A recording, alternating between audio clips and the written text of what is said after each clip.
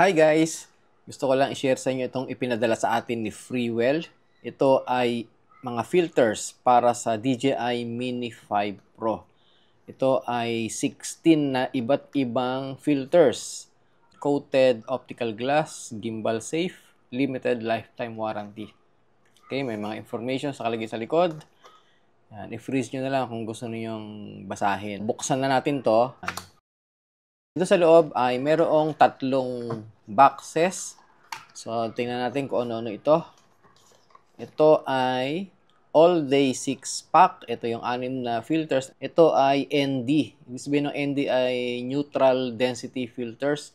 Meron siyang 16, 32, 64, 256, 512, ND1000. First time kong gagamit nitong 1000. Matagal ko na gusto magkaroon nito. Ito yung para sa mga slow shutter na shots, yung nakakaroon ng parang motion blur na ano tawag doon, parang OA siya, yung exaggerated. Okay, so ano pa?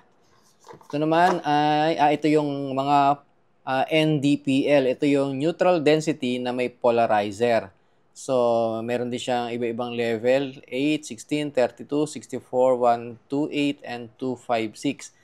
Okay, so yan siya. And then, meron pang isa. Ito yung pinaka-last. Ito yung everyday 4-pack. Meron naman itong UV, LPR, mist, CPL. Okay, so UV is ultraviolet. LPR ay light pollution reduction. Mist, ito yung parang nagiging soft yung ilaw. Meron na akong video niyan nung nakaraan. And then CPL, ito yung circular polarizing lens. So, para din ito yan. Pero ito ay at least hindi siya, wala siyang ND, ano? Parang medyo mas light siya, mas clear yung kanyang lens. Okay, so pakita ko sa inyo kung ano yung mga laman ng bawat isa. Okay, so yan, may mga instruction naman dyan. Installation, and then learn basics, yan. Kailangan aralin yung basics kasi mahirap ituro, hindi ko kayang ituro lahat dito, masyadong matagal, baka abutin ng isang araw tong video natin pag itinuro ko pa yung basics. So, pag gusto niyo ano to, pwede niyo i-scan, yan, stop niyo yung video, and then i-scan niyo para matutunan niyo yung basics. And then ito kung paano siya ikabit sa camera.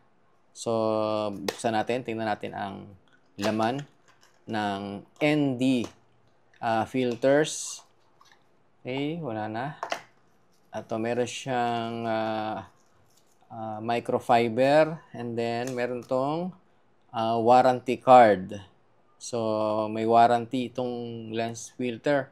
So, i-scan daw to para i-register para magkaroon siya ng warranty. Okay, so tingnan natin yung loob nitong ALD. All day, tama ba? All day?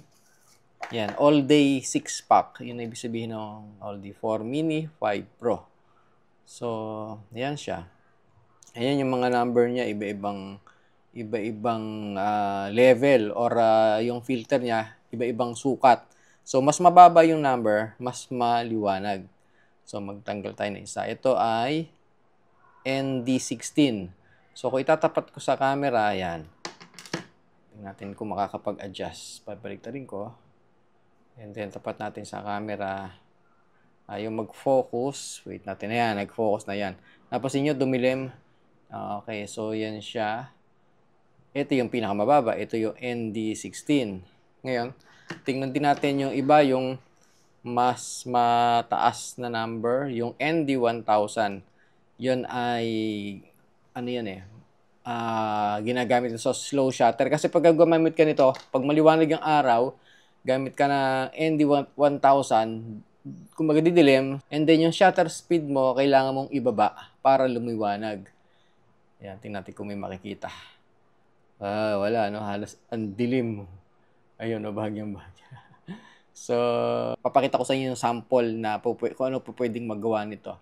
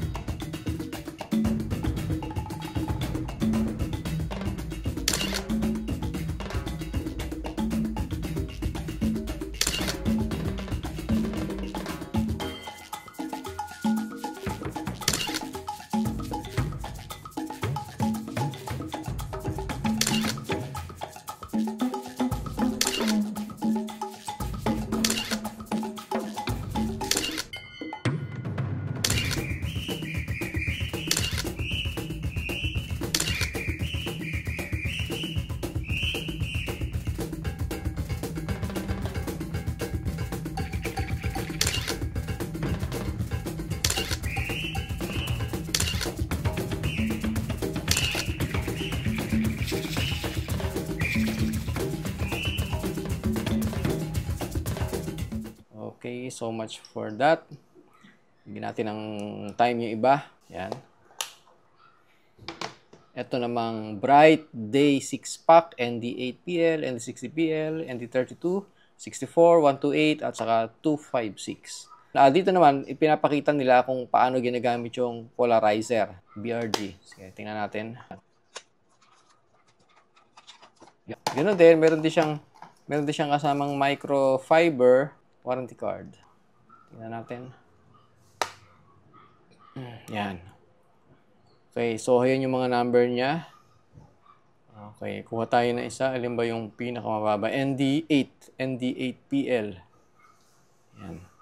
Kung titingnan niyo siya, meron siyang letter H for horizontal. Kasi ang Mini 5 Pro, meron siyang vertical at horizontal na position ng camera, no? For portrait ay naka-vertical. So, pagka naka-V, vertical yan, doon niya itatapat yung guhit. Nakita yung guhit na yan. Pipihitin niya yan. Itatapat niya doon sa guhit para makuha. Ito yung suggested ni Freewell na sweet spot. Ibig sabihin ng sweet spot, ito yung maganda, yung nagpa-pop yung mga ulap, yung mga sky, yung color blue, mas tumitingkad. Yan. At the same time, ganoon din, mabawasan yung glare, halimbawa yung ilog, para makita niyo yung bato sa ilalim ng ilog, inaalis niya yung reflection kasi sa tubig kasi minsan nagiging parang salamin, nagre-reflect yung sky. So, hindi niyo nakikita yung ilalim. So, pag ginamitan niyo ng polarizer, mawawala yung reflection ng sky. Ang makikita niyo yung nasa ilalim ng tubig. So, ito yon, pinipihit ito. Okay. So, ang disadvantage lang nito, hindi mo siya mapipihit once na lumilipad na yung drone. Kasi siyempre, nakakabit na yun sa camera.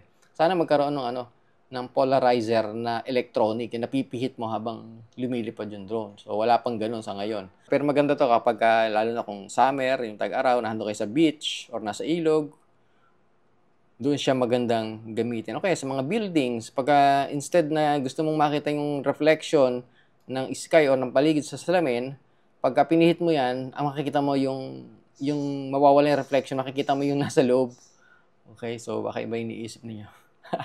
Okay. So, Bright Day 6-pack. So, yung BRG is bright. Okay? So, ngayon, sunod naman ay itong Everyday 4-pack. So, 4 lang ang laman ito. Merong UV, LPR, Mist, CPL. Okay? So, ganun din. Meron din siyang pinipihit sa CPL. Ayan. Buksan natin.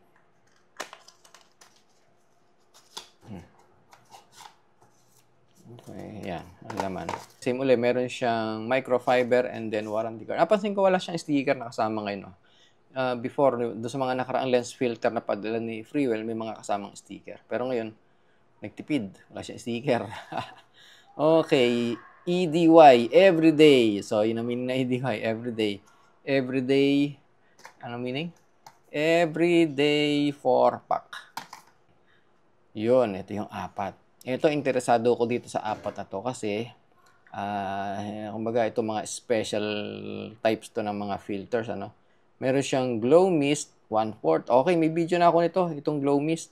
Ito yung nagiging soft ang ano niya, parang nagkakaroon siya, nagiging dreamland or parang napupunta sa Encantadia ba. Nagkakaroon ng parang mist, nagkakaroon parang hamog, okay, sa labas. So, maganda to sa mga sunset or sunrise o kaya sa gabi. Nagkakaroon siya ng ibang effect. Pakita ko nga ito. Ano itsura yan na parang anong kulay niya. Pag tinanggal siya, ayan, nagiging clear. Hindi pa ganyan. Parang nagkakaroon ng haze or ng samantalang pag may haze, ayaw mag-shoot kasi pumapangit daw. Actually, iba naman ang gusto merong haze. So, ito, nagkakaroon siya ng haze. Mas mararamdaman yung effect nito sa mga ilaw.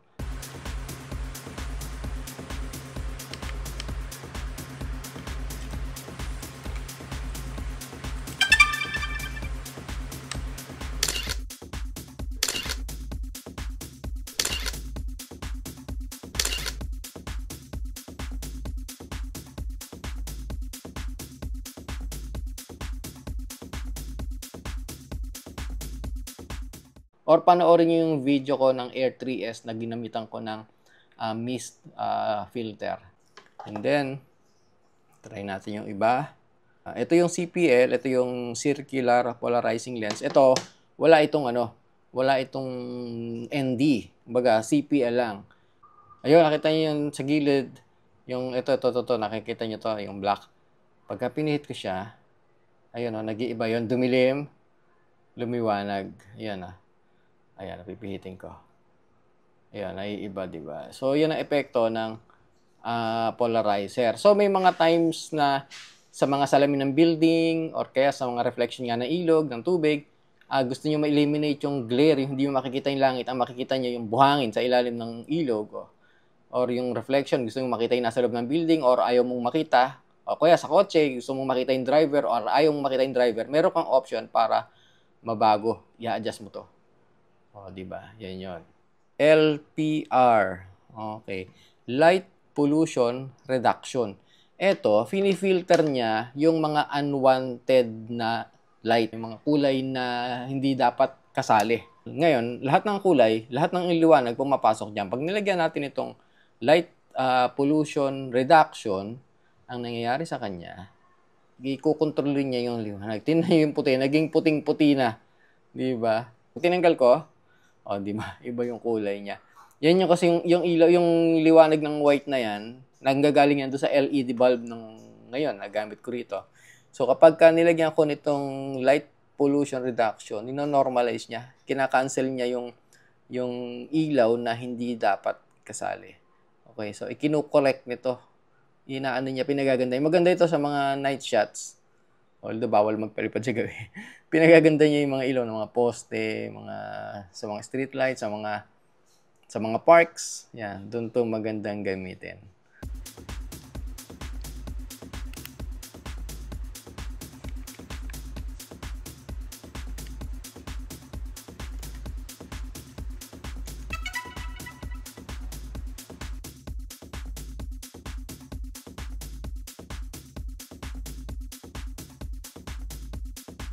And then last, UV filter.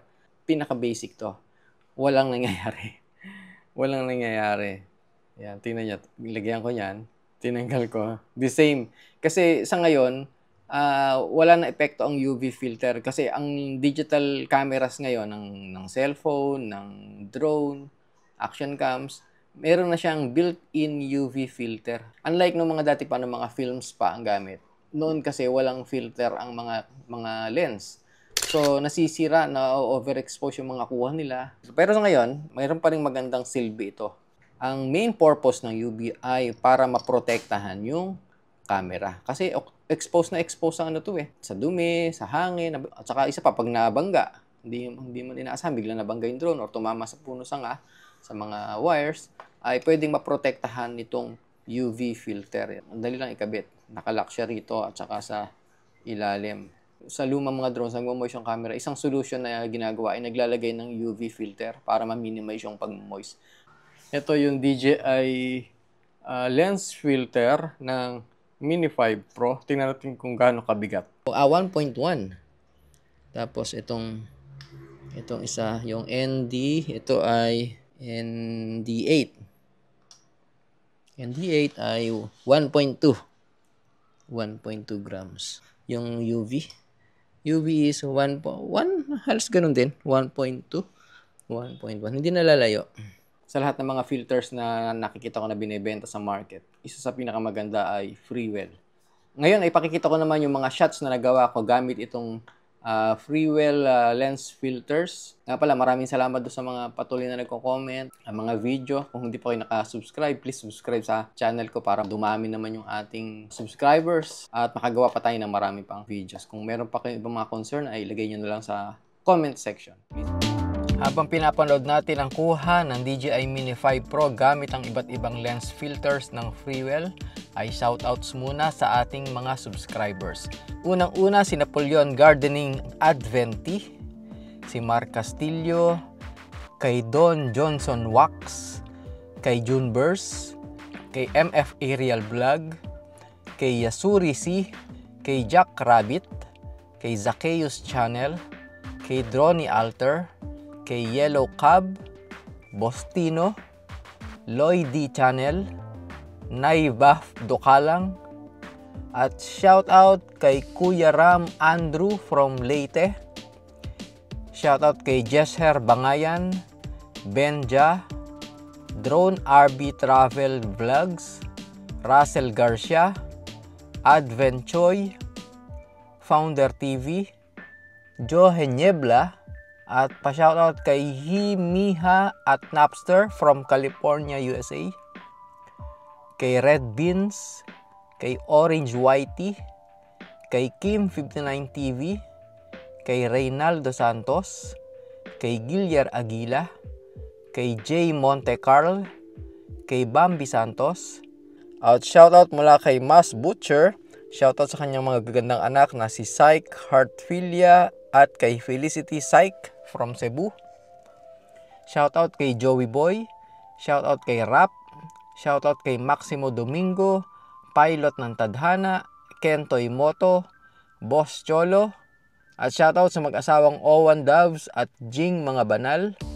Shoutout kay Biyahe ni Batang TV, King Dems Ganda Motovlog, Polido Motovlog, Twinkle Raven, Tyler, Chanyon Trip, Jerome Sano, Haynes Wolf, Gagski Motor Vlog, Disin Audio, Renz ADV, Kane Barry Travel Stories, Jonas Onte, G1 JRA, Romeo Jr. Revilla, Alan Hizon TV, WVF Outdoors Pack, Suroy Tabay, TNOCV, Fair Motovlog, Jabis Kutamora, Andro Miranda, Seth The Midnight, Robert Rabanal Jr., at pa-shoutout kay Mikey Charles